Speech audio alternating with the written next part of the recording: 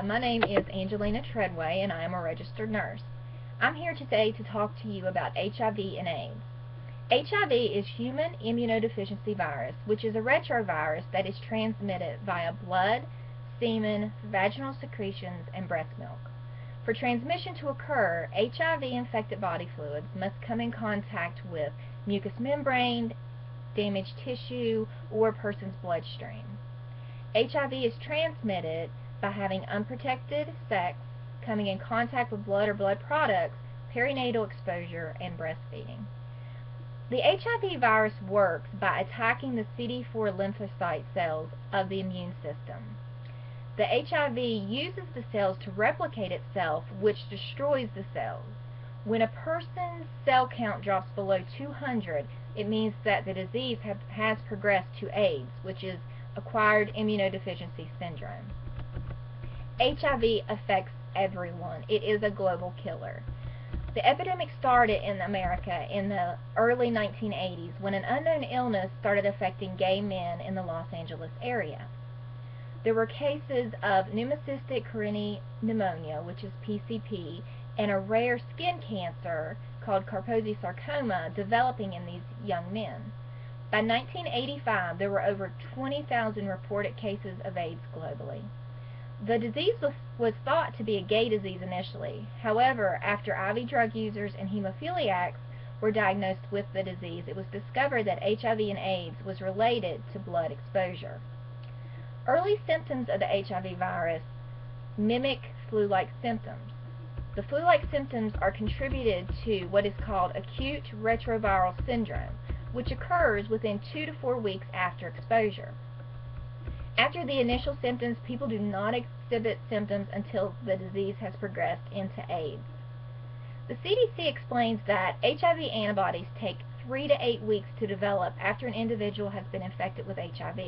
This period is called the window period. So if a person has been infected with HIV, but their blood test is testing negative due to the antibodies not developing yet, the person can still spread HIV to other people. It is very important that if you feel that you've had any exposure to HIV, for you to take precautions to not spreading the disease. The FDA has 7 approved laboratory tests to diagnose HIV. Some of these are blood tests, and some of these can be taken by mouth swabs. It is a reportable disease to the FDA, or to the local and state health departments, and it must be reported within 7 days. There is no cure for HIV or AIDS, so prevention is vitally important.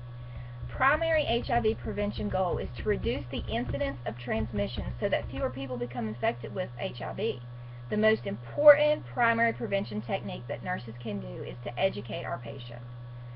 We need to educate our patients that abstinence from all sexual activities and from using IV drugs are the truest forms of primary prevention.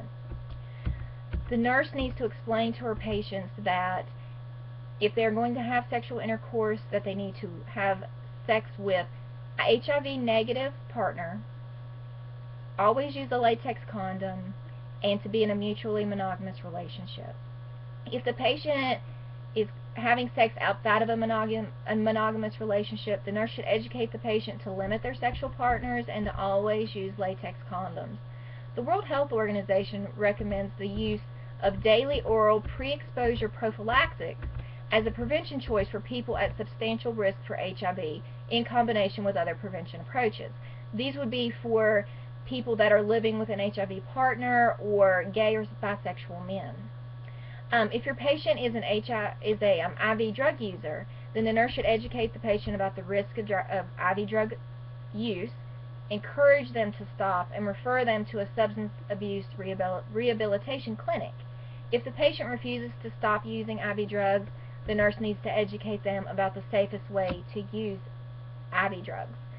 The nurse should educate them to never reuse needles, never share needles or drug preparation equipment with anyone else, and to only use syringes obtained from a reliable source, such as a needle exchange program or a pharmacy.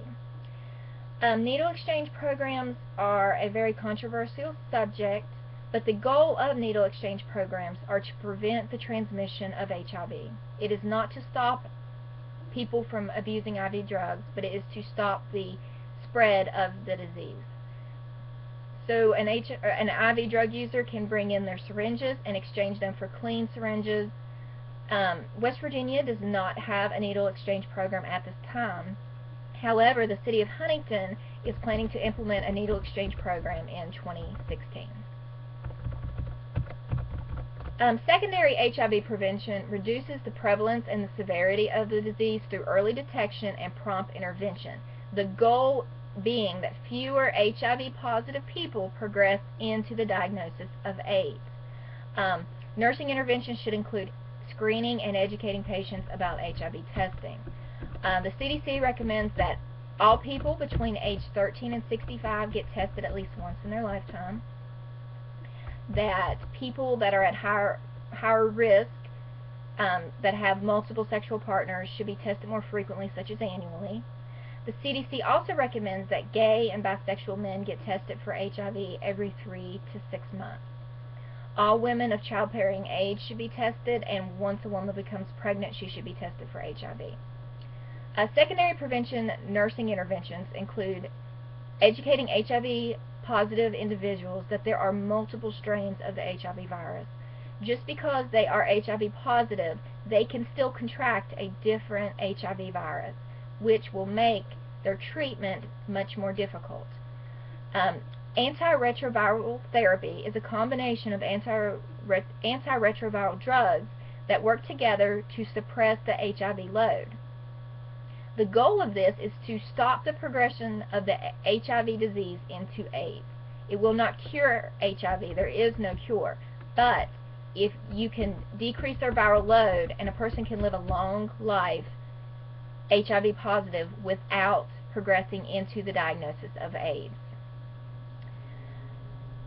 One interesting fact that I uncovered while doing this research was that male circumcision reduces chances of heterosexual transmission of the HIV virus by 60%. That is something that we should also educate parents about for their children to prevent future complications for their child. Thank you so much for listening to my presentation, and I hope you guys have a great day. Thank you.